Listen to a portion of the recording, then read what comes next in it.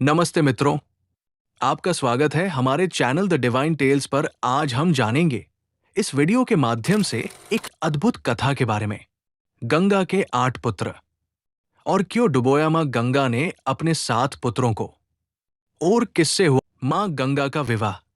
तो मित्रों, इस अद्भुत कथा को प्रारंभ करने से पहले आप हमारे चैनल को सब्सक्राइब कीजिए और कथा पसंद आई हो तो वीडियो को लाइक कीजिए। तो मित्रों, आपको पता है कि गंगा को मां माना जाता है और इसे जीवन दाहिनी भी कहा जाता है, और हमारे हिंदू धर्म में गंगा का बड़ा ही महत्व है।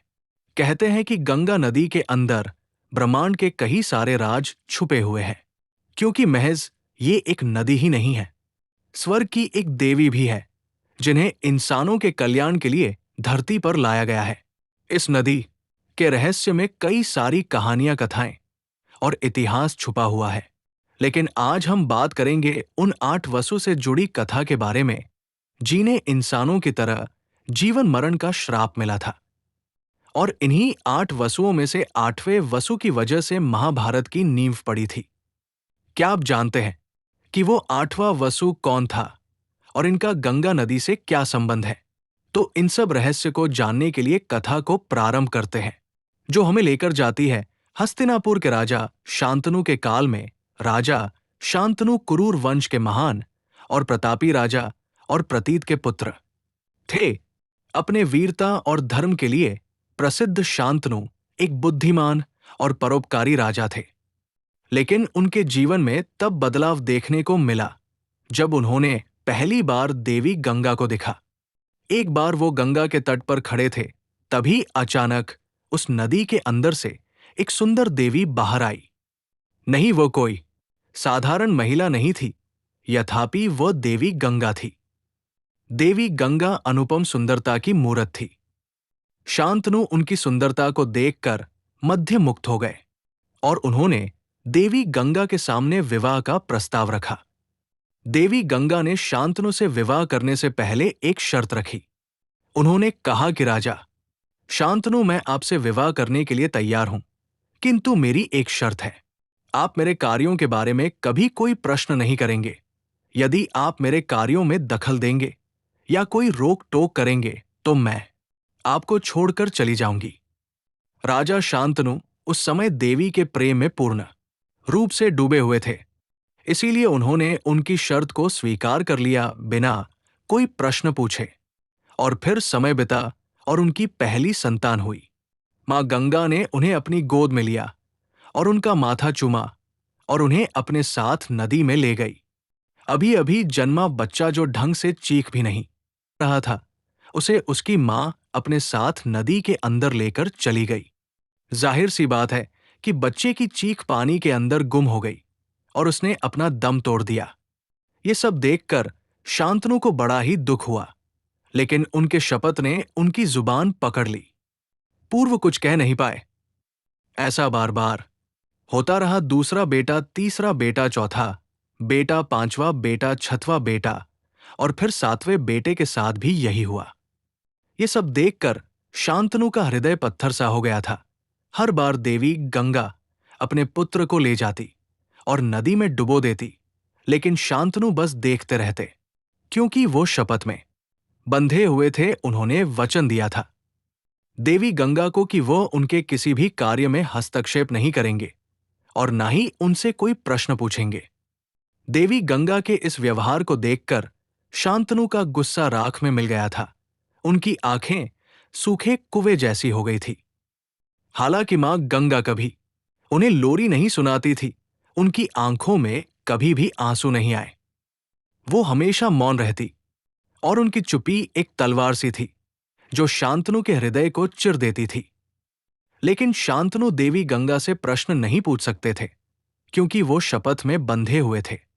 लेकिन अब बस देवी गंगा और शांतनु के 8वें बेटे के साथ ये रहस्य खुलने वाला था कि वो क्यों अपने पुत्रों को नदी में जाकर डुबो देती थी।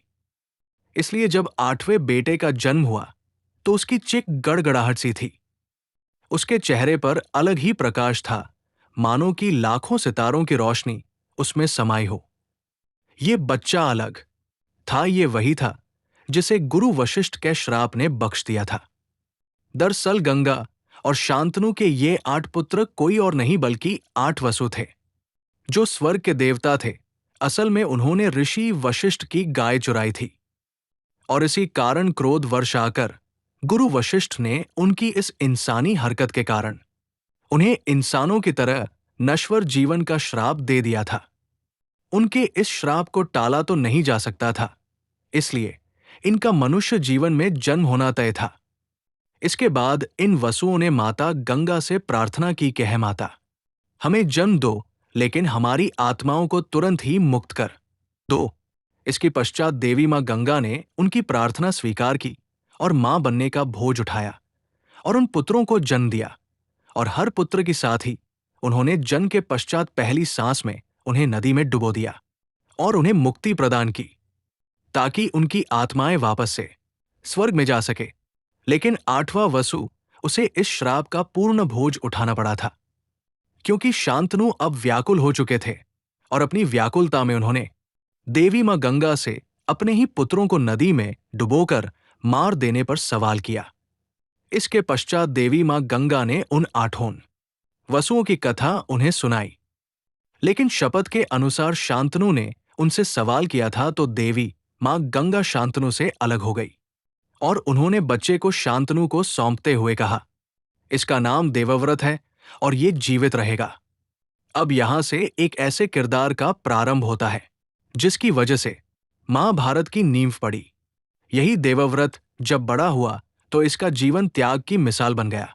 देवव्रत ने हमेशा ब्रह्मचर्य का पालन करने की भीष्म प्रतिज्ञा ली और उनके इस भीष्म प्रतिज्ञा के कारण ही वो भीष्म पितामह के रूप में जाने गए। गांधारी से धृष्टराज का विवाह भी भीष्म पितामह ने बलपूर्वक करवाया था। इसके कारण गांधारी के माता पिता और उसके भाई शकुनी को अत्यंत ही कष्ट पीड़ा सहनी पड़ी थी, तथा इसके पश्चात शकुनी ने पूरे कुरु वंश को समाप्त करने की प्रतिज्ञा ली थी। देवव्रत की ये कहानी केवल उसकी नहीं थी, बल्कि एक मां के दुख, एक पिता के क्रोध और श्राप के पूरे होने की कहानी थी। दोस्तों, ये कहा जाता है कि पितामह भीष्म जब कुरुक्षेत्र के मैदान में बाणों की सैया पर लेटे हुए थे, तब उनका लहू धरती मां में समा रहा था। तब मां गंगा द्वंद बनकर उनके समीप आई। नीचे के लोग सिर्फ वहां दुआ देख रहे थे। तब पितामह भीष्म ने मुस्कुराकर कहा, मां मित्रों, ये कहानी सिर्फ बलिदान की ही नहीं बल्कि प्यार की, त्याग की भी है। तो मित्रों, आपको ये कथा कैसी लगी?